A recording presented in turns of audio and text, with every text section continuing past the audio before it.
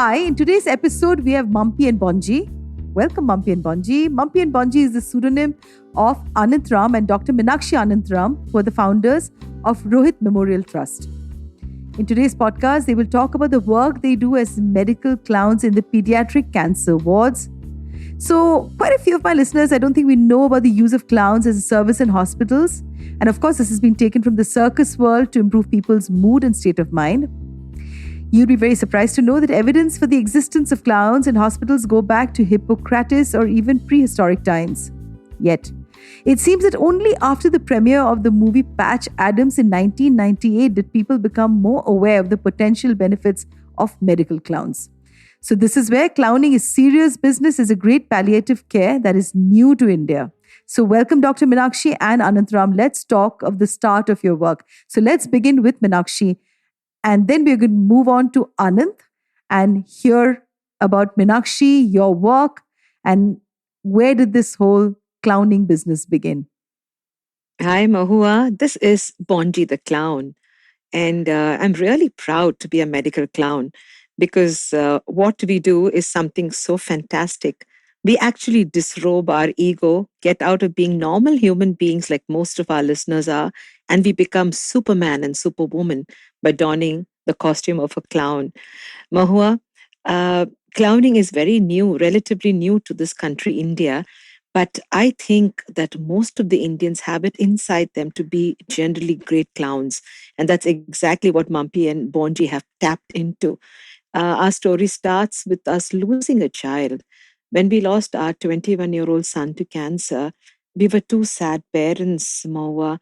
And, having had no sorrow before this, we did not know how to hold our hearts and hands together till we saw this opportunity of actually laughing at our pain. And then was born Mumpy and Bonji. Mumpy being Rohit's clown, Rohit's little baby toy clown, and our younger boy Rahul had his toy, Bonji. So his parents became Mumpy and Bonji, and that started a beautiful story for us.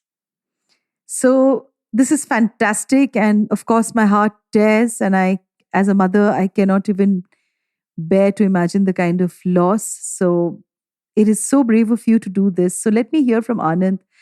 What was the experience like when you go inside the ward? I mean, I would like to think that this would mainly work in children's wards because with adults, they would be a little aggressive when, you're dealing with diseases like cancer. So let's hear Anantram tell me a little bit about his experience while you're in the wards. Do you guys also work with senior patients or it's only with children that you work with? Yeah, hi, Mumpy here. Hi, Mumpy. It's great to be a clown. You see, hospitals are very, very difficult places to be in. What with the sanitized smells, with the antiseptic, as such, and then you see people around you who are ill, and there's a whole atmosphere of gloom, and this Absolutely. gloom can be overpowering, and patients, start getting depressed just because of a hospital atmosphere. I mean, it's so depressing. But when we actually go, what we are able to do is to enliven the atmosphere that these patients are in. While our focus is into pediatric cancer and terminal children, it was very interesting to hear the perspective of a doctor during one of our trust meetings when he said, you are clowning, you're bringing smiles into these children's faces. But believe me, there are other patients who are so happy to see you guys. What everyone needs in life is laughter and happiness and an alleviation of a depressed mood. And I think this is what clowning does. And we are very happy to bring the smile back into the lives, into the faces of patients, whoever they are. But yes, our target is for the smaller children because they just love to have fun and like those small antics, those small tricks, those small games that we play as medical clowns. And it gives us so much of happiness. Thank you. Yeah. So coming back, to both of you as a question, and I don't know which one of you is going to choose to answer. Who came up with this whole idea about getting into medical, getting into the whole clowning business in the medical field between the two of you? When was that moment? Share with the listeners. Because yeah, Meenakshi, it's so amazing because as parents, yeah, you have to go beyond yourself, beyond your Uh, being, and I can't even fathom the kind of Mahua, there grit. was there was an event. Basically, professionally, I'm an event manager, and I actually Yes, we manage know others' about that. events. But Yes. at one such event, when we were doing a birthday party, the clown who we had got for the party, he ditched us to the last minute, and we were panicking. And somehow, I stood up and said, "I would love to be that clown." And I don't know what it was, whether it was really me, but there was something inside me that said that I could be that clown. And within half an hour, a clown was born inside of me. And those were the early days of our trauma of having lost a child. And I was thinking, is this a drama that I'm part of? Am I trying to just fix a puzzle just because I have a job to do? But when I went onto that stage and the light came on, I found that, I had transported myself from being a sad mother to an amazing clown. And my employees were shocked because till then I was crying. And suddenly they saw me jumping and, having such a ball of a time with the little children. I came back home and told Anand that, I had done something. I had set my soul free. I think that was the moment. And thereon, I have been keenly looking around at these sunshine moments and then realized that maybe this is a signal, for us to just lift ourselves up and be part of that happiness. So I guess this is an idea that came about 8, 9 years ago, but it took 2, 3 years, of hibernation for us to actually do it. How are the hospitals with the two of you? I mean, if Anand can answer this for me, because laughter as a therapy, in when you go into hospitals and you really talk to an allopathic doctor, they don't want to delve into any of these things. They really just want to talk to you. It's so sterilized, it's so sanitized, and they will laugh at you if you want to talk about. I've been unwell myself, and I know what it's like because when you're depressed, you have everything going against you, especially if you're fighting a disease that can be life altering. So, is the medical fraternity open to this whole thing? Because I really think that for children, we medical clowns must become absolutely a must in every pediatric ward, and every hospital must ensure that this is done, across India, including the government hospitals to everywhere else. But how was your experience for both of you when you went in there? So, Anand, if you could answer that. So it's a very interesting question. And I'm very happy for one reason that today doctors are looking at holistic remedies, not just cutting up something or just uh, prescribing some medicines. They're looking at the overall well being of a patient. And believe me, we had absolutely no resistance. And when we said it, yes, there was, hey, what can you guys do? You know, and I guess it was like a thing, okay, maybe let's try it out. But when they saw the response, when they saw the smiles, I mean, we had the doctors, we had the nurses, we had the medical assistants, all with us, having fun with us. Even for them, even for the doctors, even for the nurses, it's a moment of joy. And they said, "Sir, this is so wonderful. We never even thought that we'll have so much of fun. It is such a welcome break in our day-to-day routine." And I think that's where it is a holistic impact. It is not only for the patient, it's also for the doctors and nurses. And I think when we do this, we are going to bring smiles all around. And the hospital is definitely going to be a happier place with lesser focus on the depressing sights that we see day in and day out. But holistic health is really not really discussed, when you go into a cancer ward and when you go into, wards where, people are really struggling. So this is very interesting when you say this, because in my little utopian world, I would like to believe that that is true, and doctors would look at the utopian world of talking about holistic health. But this is really dystopia that we live in, because medical business is big business, in our country. Yeah. But So Mahua, but I would just like to interrupt now. yeah, There was a sure. resistance not from the medical fraternity, but we found that there's a denial in the parents who have terminally ill children. And we understand that. They resisted us because they were so sad that we were reminding them that, they were trying to have fun during a very painful time. So we had a resistance in them accepting us. So the child was okay, the doctors were okay, the healthcare, the team was okay. But the parents per se, they were trying to fight the Maybe fact that they didn't need this sunshine around. So we had to really get into the mind of the parent and tell them our story. It's only when they realize who we were.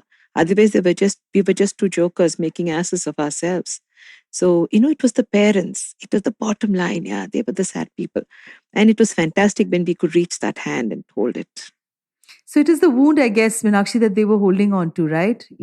That was extremely difficult for them to overcome, that whole grief. So maybe you could tell us one incident or two incidents that you think has really become a very, between both of you. I would really like to hear your separate incidents. Maybe Meenakshi, we could start with you as to which was that one, absolutely that moment of, that moment when you feel one with yourself, that you're doing something as noble as what you are doing, and when a parent reached out to you or a child reached out to you, some experience that has left an indelible mark in your heart. If you could share that with our listeners.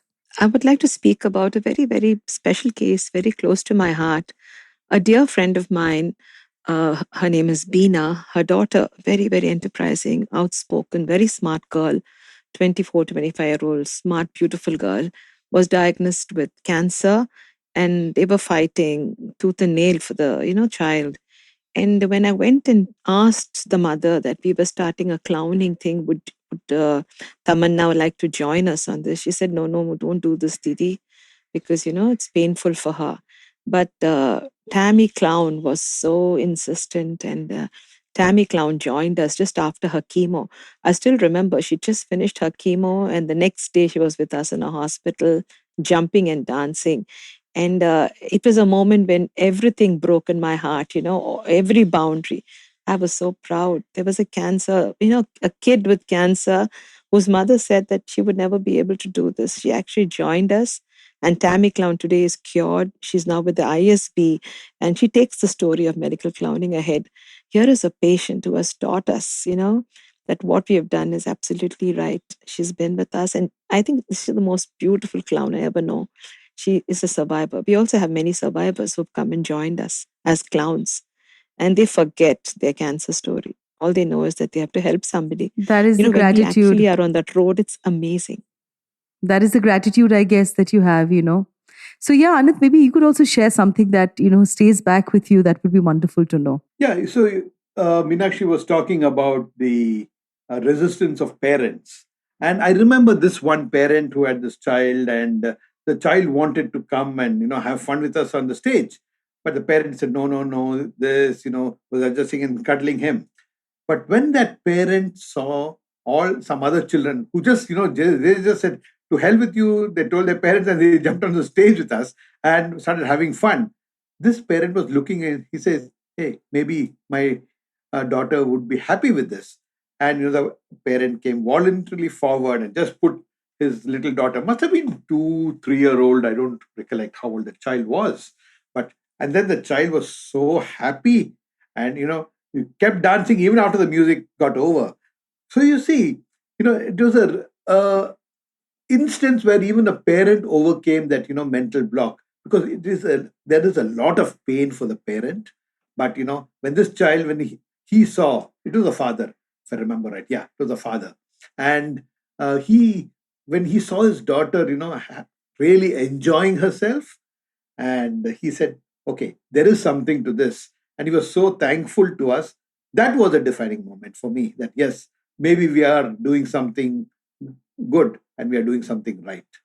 What about the aggression? I mean, do you meet parents who are aggressive, and how do you deal with that? Because I would like to believe that, the minute there is a huge wound, which is a huge deep hurt, sometimes people do process that with anger, with a lot of resentment, anger, and that does come out in aggression. So, and clowning, like I said, is a very, very holistic part of healing, which a lot of people during that absolute state of crisis may not be able to really comprehend the benefits of laughter.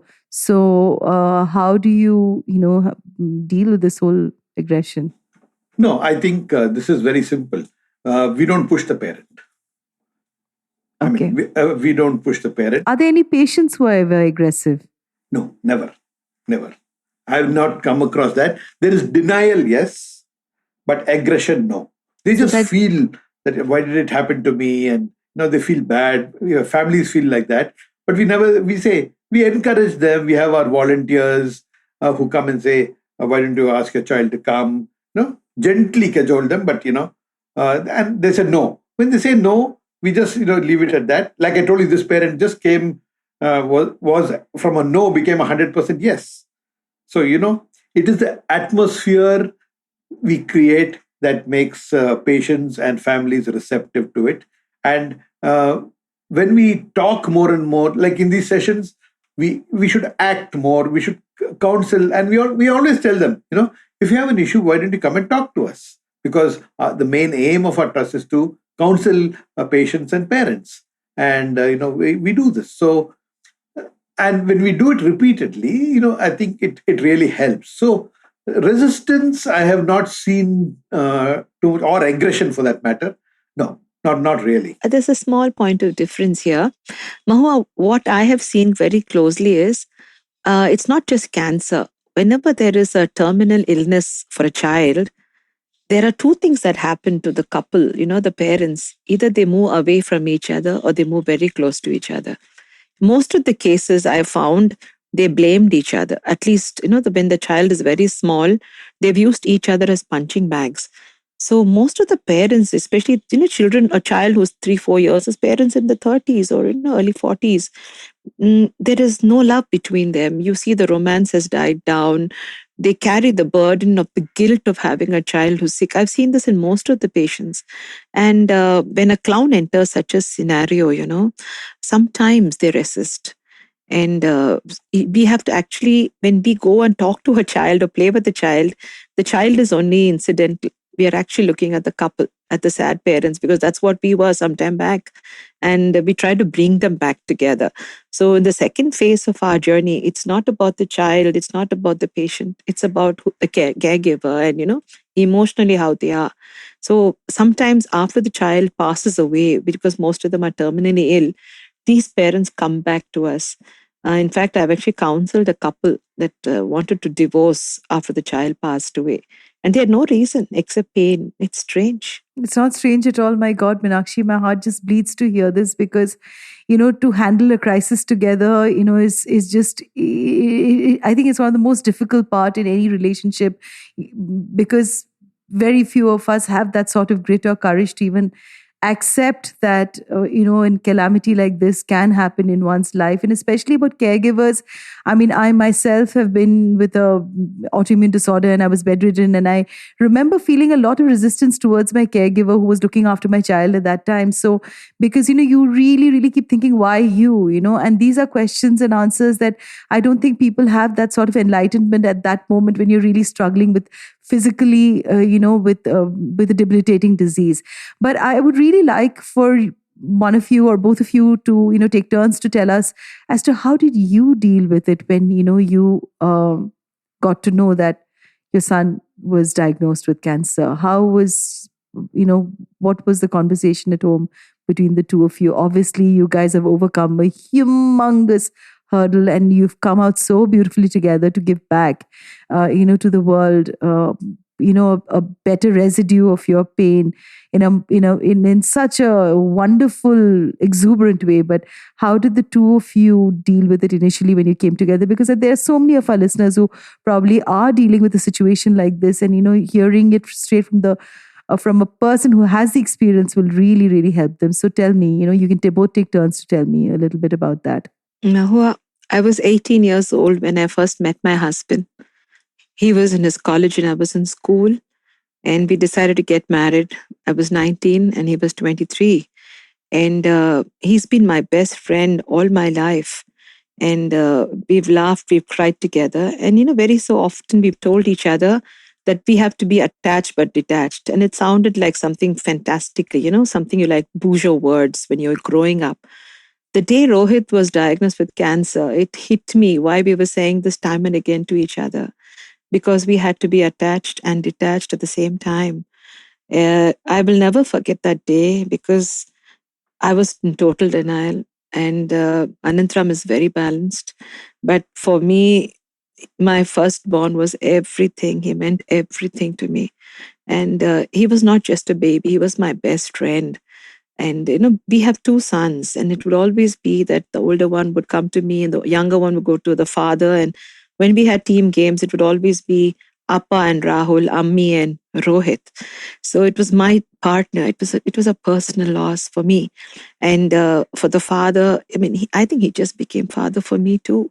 And somewhere this distancing has helped us because we've learned to be strong. We never knew pain, man. We just didn't know pain. At least we had only happy times till then. And suddenly we had this damn big word called rhabdomyosarcoma. It sounded so fantastic, but it was such a villain in our life. And every moment, 5 months, Rohit went through it. Luckily, he went away in 5 months. Every day was a blessing. Every day he taught us, both of us, that the child is the father of the man. Our child taught us. He had outer body experiences. He became spiritual. He was such a normal child, but the things he said to us, the message he left for us, what we're doing today is something that he told us to do in a very discreet manner. I think, that pain makes you numb initially, and in the numbness, you tend to flow. But for all those parents out there who have little children or old parents who are ill, hug your child every day, kiss your child every day. You never know. You never know. All of us come with an expiry date. We'd forgotten to do that. And I feel, to looking back today, that those 5 months, I don't know how we dealt with it. I can't even imagine how we did it. Anand, I'm sure you would have much more to say because you're the practical one. I used to cry every day. Yes, it was like a huge boulder that fell on the family, and it really shocked us. We were not prepared for it, frankly. And once he went away, there was a lot of agony, a lot of pain, a lot of issues to deal with. But after several months, maybe close to a year, in 2008, sometime, he said, "How long are we going to cry? We could, I mean, we could always grieve, we could always do this. But Rohit was a spark. He always loved life and lived life to its fullest. And then I think we both, felt that grieving is really not going to help. Because at the end of the day, what are we doing? We are just creating gloom and spreading gloom in our environment, with right from starting from the family to society. Why not celebrate his life? And let's celebrate Rohit's life. Every part that he loved, the 21 years that he was on planet Earth, let's celebrate it. He loved music. He loved. Uh, he was a very intelligent kid. He loved students. He loved teaching. He loved animals. And we said, okay, let's celebrate his life. And so an interesting thing is, when we started doing this, we found that we got a lot of satisfaction. We could see Rohit in every child. We could see Rohit in every stray dog that we accosted, or that accosted us. Dogs accost us. We don't accost the dogs. The dogs accost us. When we we went to a random place in Dehradun, and there was a dog that just came up to me, sidled up to me, and just kept following me all through the mall in Dehradun. I don't know. Missouri. And it just kept. And then when I said hello, I spoke to it. It looked at me, gave some sweet smile, then walked away. So you see, we see Rohit in everything that we do. And I think that's what gives us happiness. We cut cakes on his birthday, along with a group of children. We celebrate his life. So, I mean, and obviously we see through our trust all of this. And I must say that, this art of giving, this art of sharing is something that Meenakshi has taught me and the family, And once we do it, what we get back is priceless. Yeah. Thank you so much for being on today's episode. I am spellbound with what you do. And I'm short of words in telling you how honored I am to have the two of you on my podcast today. This means a lot to me for opening up, sharing your personal story and your journey with all our listeners out there. So thank you so much, Dr. Meenakshi, and thank you so much, Anantram. But before I end, there's a line from Patch Adams that I'd like to say, that the role of a clown and a physician are the same. It is to elevate the possible and to relieve suffering. And on that note, thank you so much for being on today's podcast. Beautiful. This is beautiful. Thank you, Mohua. God bless you. Thank you, Meenakshi. Thank you, Anantram. Thank you. To you, our dearest listeners, you can find us on your favorite streaming services. Find us on Spotify, Amazon Music, Apple Podcast, and of course, all other major streaming services. With loads of love, we are MoodyMo Awaaz Podcast, where Hatke is hot.